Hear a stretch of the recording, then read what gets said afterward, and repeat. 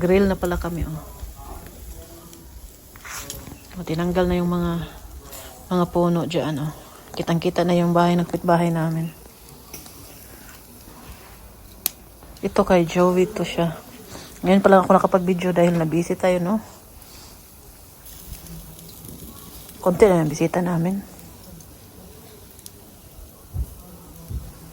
Madali itong masunog tong ano. Madali itong masunog tong ganitong baboy ba. Madali siya maano. Kaya binibantayan ko. Para hindi naman siya ma-overcook eh. Kung may matira mamaya, padalan ko si Oliver. Kunti lang kasi yung ano ko, ni marinate ko ba. Yung tama lang ba? Kaya kunti lang naman kami. Ako lang kakain yan. Baboy pa naman yan lahat. Yung manok at sausage tapos na. Ito na lang last. Natapos na ako mag-grill. Ito kay Joey to eh. Tapos na din yan sa kanya. Ano natin sa kabilang side. Ay! Uy, huwag kang mahulog kay... Wow, ano si Joey, wala makain. Pero yung pansit ko, di ko siya nilagyan ng karne para makakain si Joey ba. Sarap-sarap na ang kain namin ngayon. Ito ay Filipino barbecue. Ako ang nagmarinate niyan. Marami pa naman doon. Meron pa doon.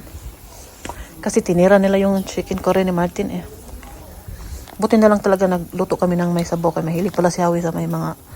Yan kasi yung mga German. Ayun nila yung mga dry ba? Yung kanin lang at sausage at karne. Ayun nila yan. Gusto nila yung may kunting-kunting sabaw. Si Martin, ganyan din.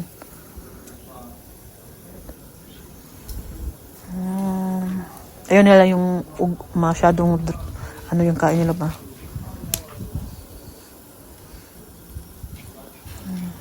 Tayo lang natin to kay Joey sausage matapos. Tas papasok ako. Tapos ilalagay ko tong dalawa patat. Lagay ko dyan. Tapos itaas ko siya konti para hindi siya masunog. Para pwede lang siya maiwan ba. Kasi kung ganyan, dali siyang masunog. Yan ang po ninyo. Oh. Mahangin pa naman. Malamig na yun. Amoy barbecue na ako.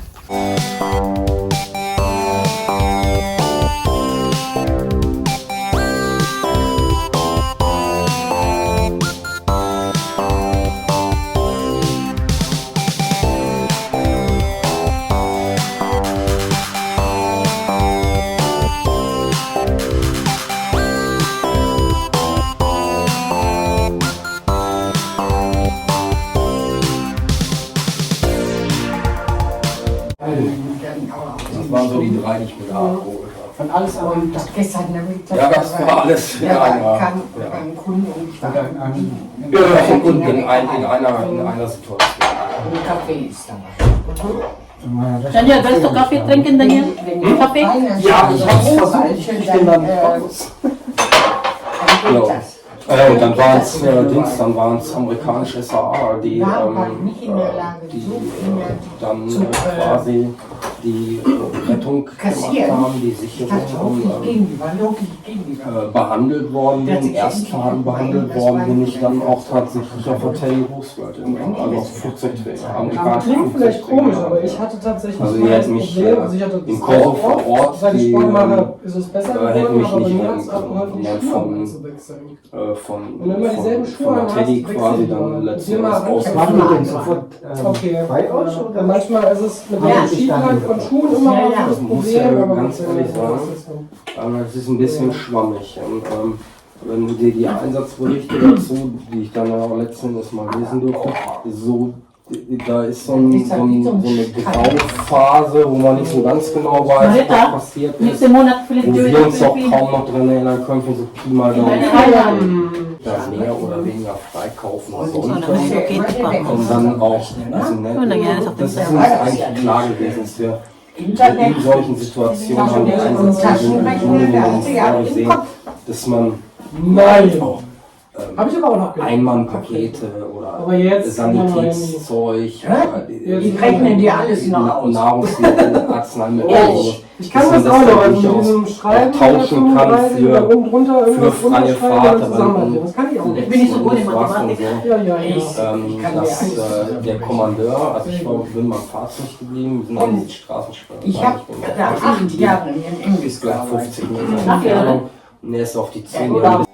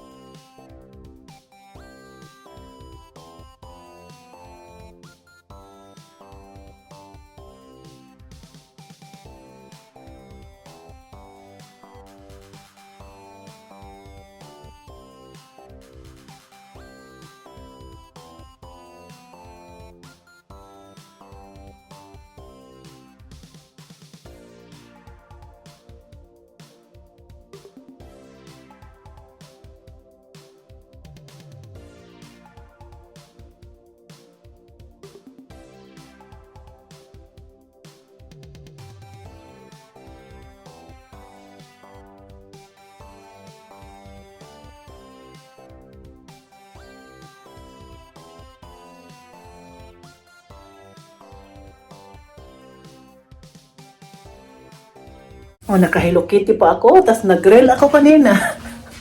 Nadumihan yun. Ang suot ko. Pagod dito eh. Dito ako sa baba. Maghanap ako dito ng lalagyan ng salad ba.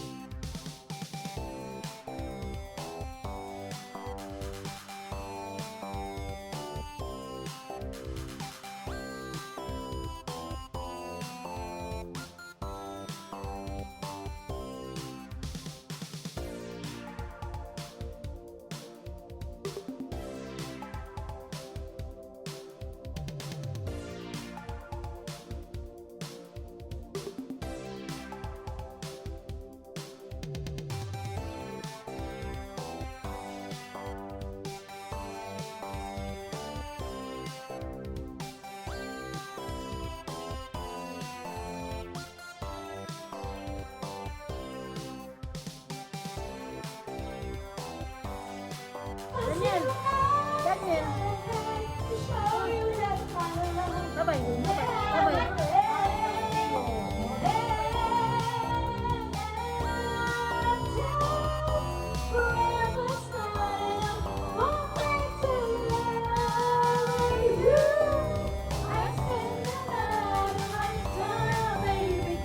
You ask me to, there's nothing I can do.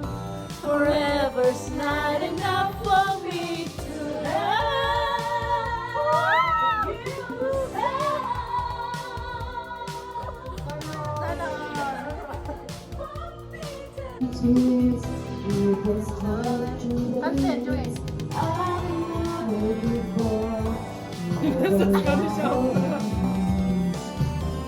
Ako tapos ako kain gila din ako kain eh.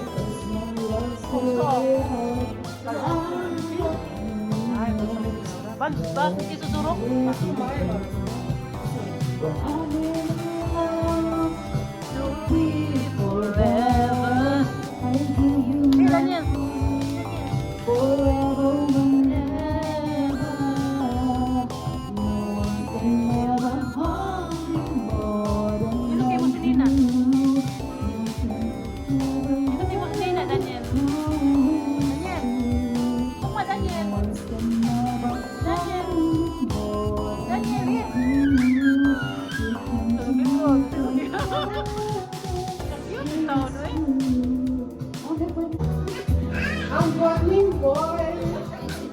Namana ko na siya sa Manila. Amot ni Moy, kundi mo ko na Tagalog. Saya. Sana kalo ikaw ay uyap boy.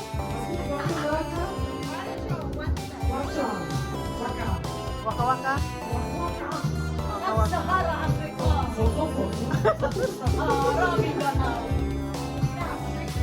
Cute dia bilang beli, oi, kamu lihat deh. Sub-Sahara Mindanao. Sub-Sahara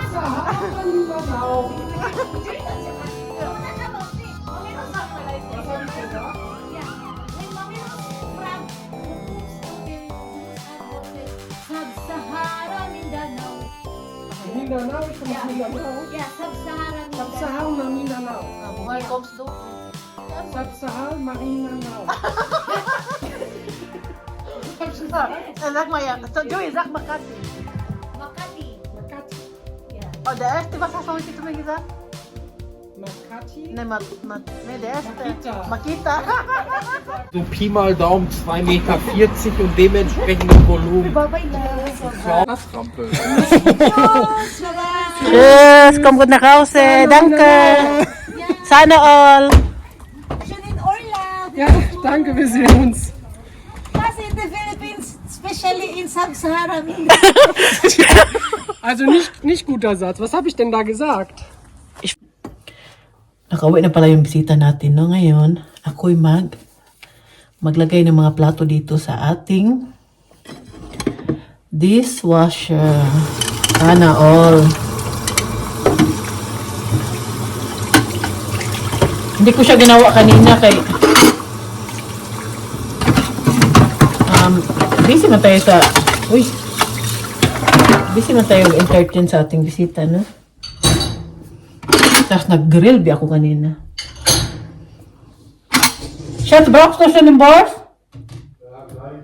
Ja, sag mir Bescheid, Bol. Sag mir noch einfach Bescheid. Ich bin noch am Spülen noch hier. Ja, sag mir Bescheid. Kakainin daw yung natira na sausage. Tapos sabi ko sa kanya na tawagin niya ako dito kay magligpit pa ako. Ilagay ko lang naman tong plato dito sa ano. Kanina sobrang enjoy namin ba? Kahit late na kami nag-video kay ang mga German nagtaka na sabi nila, parang hindi kayo nagkanta ngayon. Parang hindi kayo nagkanta ngayon. Busy ka-chika ba? Si Lovely at si Harvey. Kanina pa man sila nagkakilala sa personal, no? Kaya enjoy din nila si Harvey kay ano ba si Daniel napiang, kaya si Daniel kailangan talagang bantayan, permi ba na hindi Si Harvey in town. Todo bantay in town. Si Daniel kay, ano man, lumapit man sa akin, pero minsan nga, ano ba, depende din sa ano niya, minsan hindi lumalapit. Kaya, hindi ko din pinipilit kay, iyak mo, si Harvey kawawa, si Harvey, malagi. Iyak si Daniel.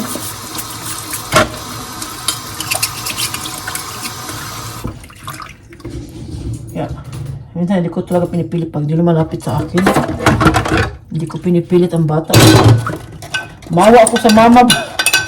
Si Harvey mag ano kay Daniel. Lalo na pag mag-iyak. Ano mo ni Harvey. Yeah, pag ayaw sa akin lumapit ng bata, no?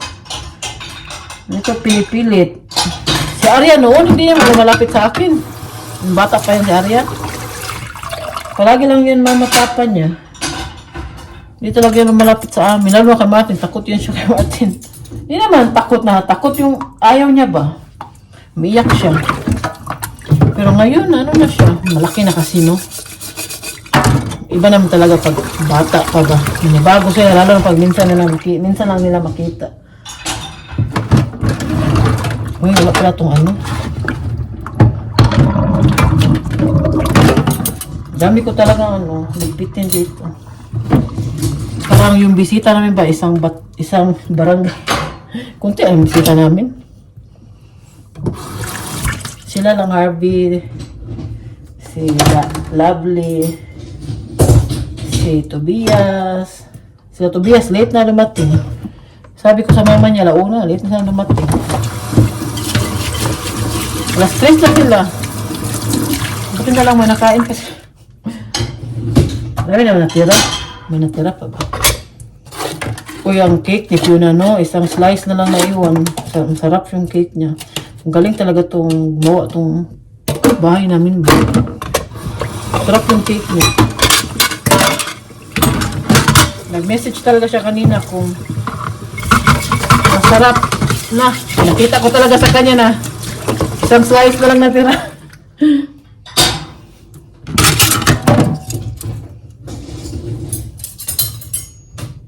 Hindi ko na napadalan si Oliver ng cake. Isang slice na lang ba? Ano na lang yung pinala ko kay Oli? Biko. Nagawa kasi si Lovely ng biko. Ang sarap ng biko. Yung Lovely ba? Pinahati-hati namin.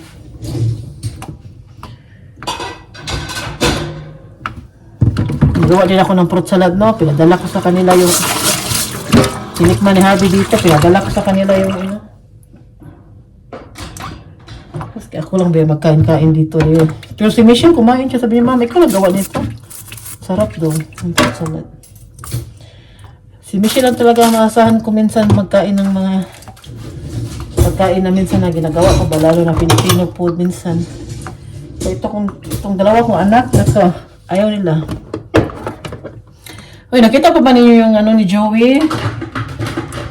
Kinabahan ako kay Joey ba?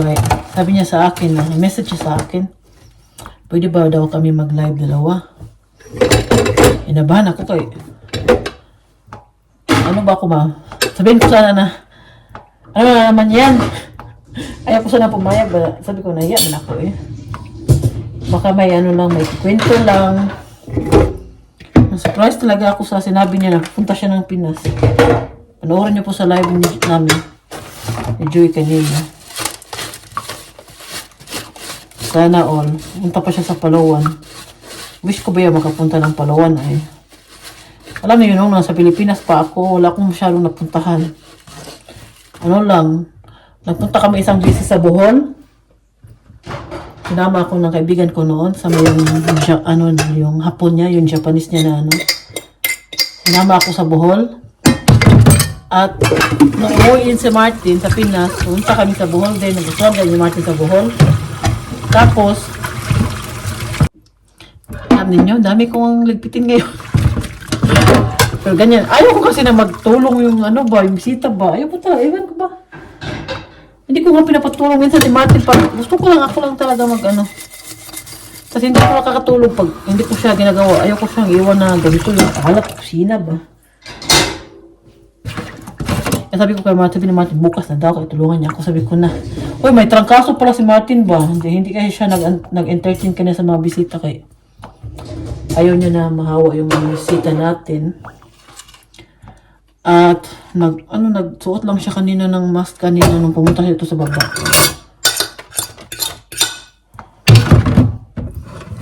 Grabe yung ubo niya. Ngayon pa lang siya tinangkaso mo. Yung kay Fiona, hindi naman grabe kay Fiona, pero kay Martin, ubo talaga siya. Na hindi siya dito kanina. Hanggang umuwi sila. Pero paano naman si Martin, nagsabi ba na hindi siya magtambay dito sa baba dahil hindi niya kayang nakaupo na nakasuot na ng mask, no? Kaya doon lang siya sa taas. Kahit ang mga bisita, wala nang problema sa kanila kay sila Lovely, bago lang din nagkatrangkaso. Si Joey, bago lang din yung nagkatrangkaso si Joey. Si Harvey, puro usog daw, hindi daw siya, Kung hindi naman takot si Harvey, ako binyag ni Daniel, grabe nga nung trangkaso ko nung time na yun. Hindi nga sila nahawa, doon ako natulog. Hindi nga sila nahawa, Harvey. Kami lang dito, tapos si Martin nagsuot din pag pumupunta siya kay Umaga. Nagmaske siya. Diyan naman ko ba malitok eh. Ayan ako marunong magsalita. Tapos kay Fiona naman, ang next na party na yung mga classmate niya. Tanong sila Lovely kanina. Na bakit tulad ng mga bata na bisita si Fiona ng mga classmate niya.